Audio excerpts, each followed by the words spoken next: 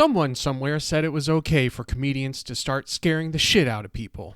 Part of the charm of Jordan Peele's Get Out was it was announced he was doing a horror film. Everyone laughed and laughed. That's a good joke, Jordan. Seriously, what's your next comedy, funny man? Quack, quack, quack. Quack, quack. I'm a duck. No. I'm a crazy duck. But after Get Out was released, and it was a major hit, it wasn't so funny anymore. Peele managed to stay within the horror genre and keep the plot together through all 3 acts. Unfortunately, a magic trick he hasn't been able to capture again with Us or Nope. So enter Zach Kreger from The Whitest Kids You Know, turning in another horror film, Barbarian. And to be honest, it's kind of a mixed bag. While watching Barbarian, the movie made me realize that we all know that one girl who almost purposely ignores multiple red flags and always finds herself inside horrific situations. You know, the kind that gets involved with a guy who already has 3 kids in 3 different states. He proudly wears his ankle monitor as he pops bottles in the club. "Isn't he cute?" she asks her friends. "No, woman, he's on parole and has multiple warrants for his arrest." She doesn't hear it. She's in love.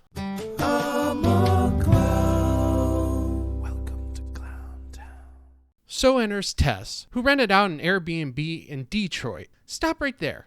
Let that tidbit sink in for a moment. Okay, let's move on from that red flag to the next one, the neighborhood itself. Is it a neighborhood or a missile test range where none of the ordnance happened to hit the house that she's staying at? Never mind that red flag. Go, go, go! The house has been double booked, and Keith, played by Bill Pennywise the Clown Skarsgård, happened to already be staying there. Time to find a new hotel, even if it's a couple miles out of town. No, not Tess. She's easily convinced to share the house with a strange man. She's got an important interview tomorrow, you see.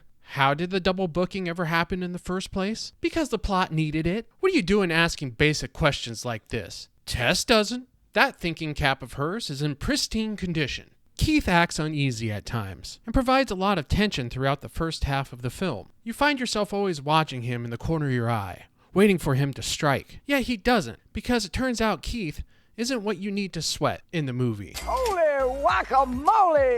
After the job interview that brought her to Detroit in the first place, Tess runs into a homeless man who is aggressive, forcing her into the house. This is where our protagonist discovers the biggest red flag of her entire journey. Tess is led to the basement of the house, where she's accidentally locked in. While searching for a way out, she discovers the room isn't all that it first seems when she finds a hidden door, and behind it, all the horrors a long, dark corridor can provide. Rather than break character, use the brain God gave her, and close the secret door, she decides to trek down the tunnel to find out what's inside. Curiosity something cat. In horror, this is where shit should get weirder and weirder. The further she goes down this rabbit hole, the more Tess should find herself in the mouth of madness. Instead, she escapes with the help of Keith. Cool. She grabs her keys and leaves, forever putting Detroit behind her. Right? Wrong.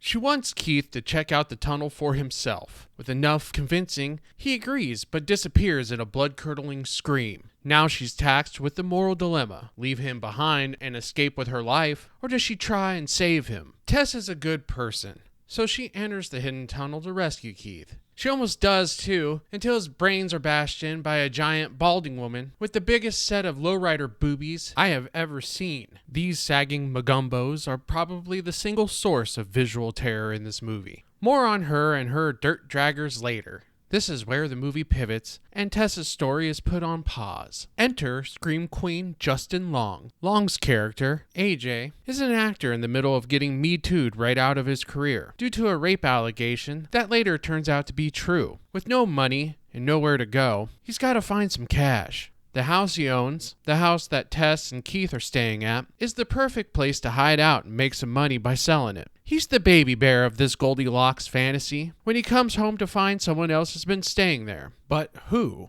Why does the property management deny anyone is staying there? Who cares? You see, you're doing a big think again. Stop it! While measuring off his square footage of his home, AJ discovers the corridor in the basement as well. And naturally, him being a piece of shit human, starts measuring that off as well, like he's discovered a gold mine. He even measures off the rape room, where a single stained bed sits in front of a video camera, to maximize his profits. AJ is the one who discovers the madness buried in this series of complex bunkers, finding out exactly who the woman with the long danglies is, and Frank, the man who made her and how. Frank acts as AJ's foil, forcing him to confront the horrors he's exacted on his female co-worker. For his penance, the peak of the horrors in this funhouse happens where AJ is forced to suck at the mutant woman's hairy, floppy hamburgers, as if she was a mother in search of a child, a fate Tess has already resigned herself to, but that is never shown. And this is where I feel like Barbarian could have been so much more. We discover down in the bunker that Frank is the mutant woman's father through incest, and now bedridden. We are treated to a bit of his backstory, but with an hour and 40-minute runtime, there could have been at least 20 minutes devoted to more of Frank's horror, more of his madness, more parental nightmares. Regardless, the kids won't be alright in this one. But Frank is the source of evil in Barbarian, literally and figuratively the man behind the curtain. When we meet this atrocious Wizard of Oz, is where Barbarian falls apart. The longer we spend with Frank and his daughter, the less it becomes a horror, and more of a mystery being unraveled too quickly. A mystery ultimately abandoned just to get to the end. And for a perfect setup destined for a great payoff, it is mostly an unsatisfactory ending. The third act deploys every single monster in the house trope you can think of. The homeless man is of course trying to save Tess. He's been living there for 15 years and is killed just as he's spouting off his expertise on the subject. The police are absolutely useless. In order to escape the horror, Tess and AJ run upstairs. This time replace the attic with a water tower. And it turns out Tess is about as indestructible as the T-1000. Eventually, she is shot and thrown off the water tower, only to get up and walk away. Nothing about this third act is shocking, surprising, or turns the genre on its head like the first two acts promised. And that's a shame, because if you turn off the logical part of your brain in the first act, you're taken for a nice roller coaster ride of thrills by the time the second act ends. But don't let my criticisms of the failures of the final act fool you. Usually, when a third act falls apart, it makes the rewatchability factor of a movie plummet to the point where even mentioning the picture's title invites a bad taste in your mouth, like drinking orange juice after brushing your teeth. But luckily, the ending to Barbarian doesn't ruin the rest of the fun. It only makes you wish for what could have been. All that madness and weirdness ditched for the safety of what's worked in the horror genre for 100+ years now. So in the end, I give it 2 low-hanging fun bags, and half a chromosome out of 5. The first half of the film is a hell of a ride that provides enough twists and turns to keep you engaged, all the way until you recognize every single red flag you've purposely ignored in Barbarian. But by that time, it's too late. I'm out of here.